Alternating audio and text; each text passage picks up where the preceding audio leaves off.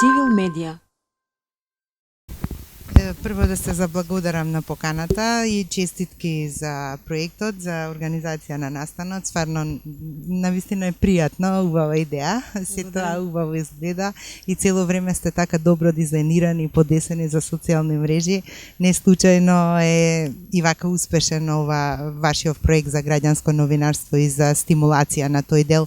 Инаку овој концепт се појавува во САД во 80-тите години, кога не постоева мрежи и кога таа демократија во Америка западна во некоја криза пред светот од биполарно политички да стане монополарен и се појавува тоа граѓанско новинарство во услови на една Америка кај што немате јавен сервис, додека во Европа тогаш беа BBC и тој концепт и таа идеја и насловот на новинарство таму потекнува и сега е многу благопријатно во вакви земји како што е Македонија. За жал, мојата земја е земја на која што се бранат докторати за компетитивен авторитаризам.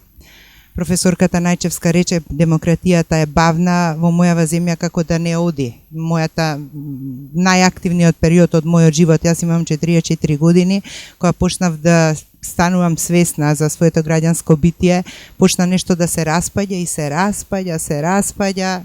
27 години никако демократија да добиеме некоја. Демократијата не е оној формален момент, односно денеска во современата политикологија не се мери дали имате поделба на власт. Поделбата на власта се формални критериуми, извршна, судска, законодавна, чувствата кај поединецот, индивидуата што професорката кажа. Односно, три моменти се битни за демократија. Дали јас како граѓанин верувам на институциите, дали го толерирам другиот од прилика како еден од столбовите и институционализацијата која што мора да постои во една демократија.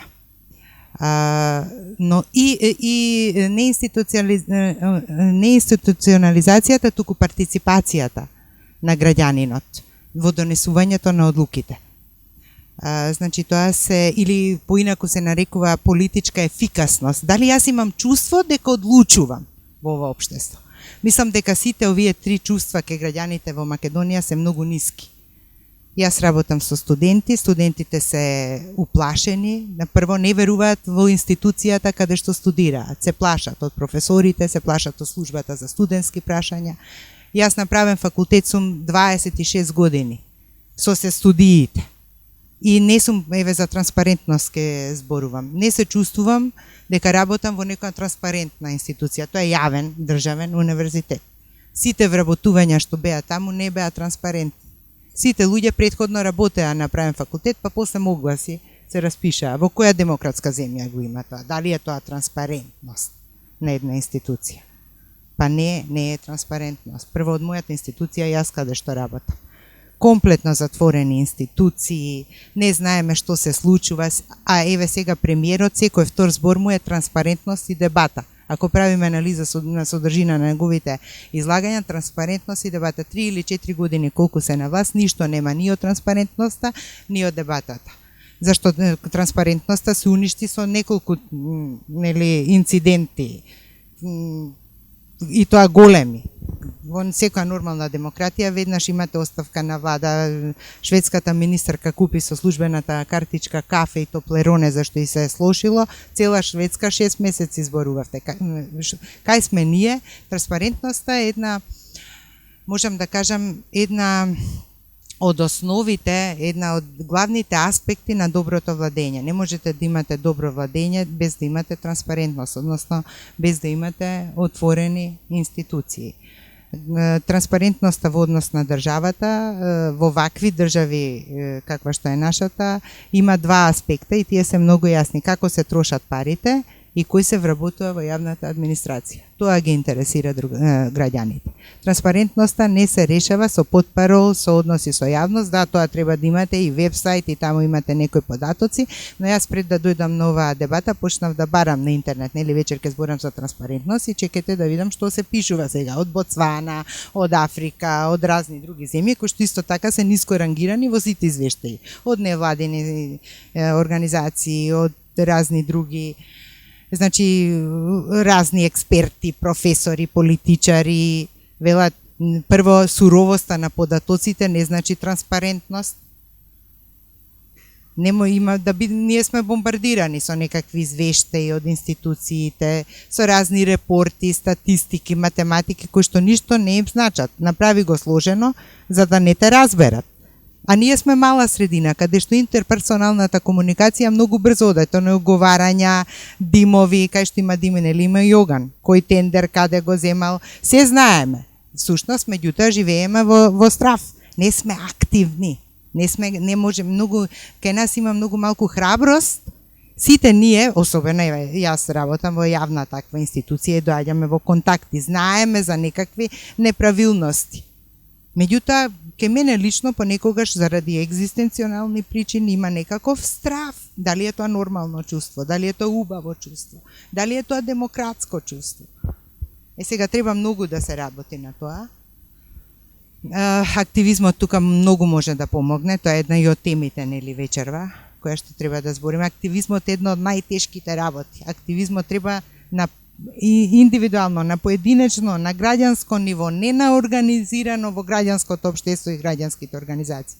Значи тоа треба да се преточи како основа на живење, да се исчистиме од тие стравови, ако е можно, а не е можно, бидејќи имаме реални, а не реални. Не зборувам за ирационални стравови, за реални, затоа што ние, например, јас исто така како професор на правен факултет во 2013 година бев соочена со кривична пријава. И група мои колеги за кое што молчиме, се чувствуваме виновни.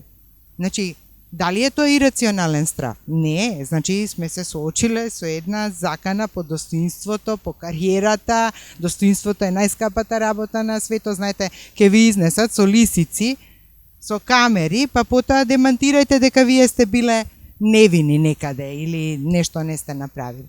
Така што има многу проблеми и активизмот еве има проблеми.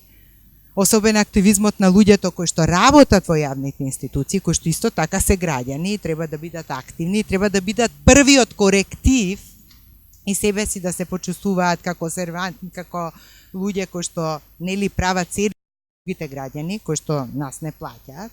Сега зборувам од таа позиција. Така што мислам, јас по природа сум конфуционист.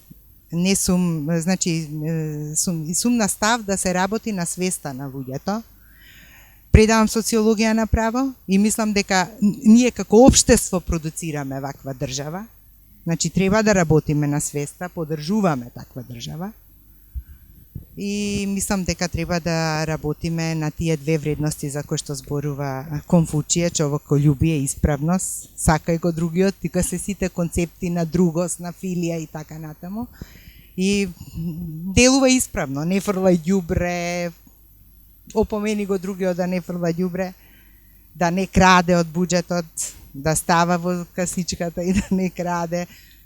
И тоа треба исто така да се прави преку едукација, една шведска едукација. Знаете, во Шведска и во Финска децата ги учат во градинка, на учителките им даваат буџет.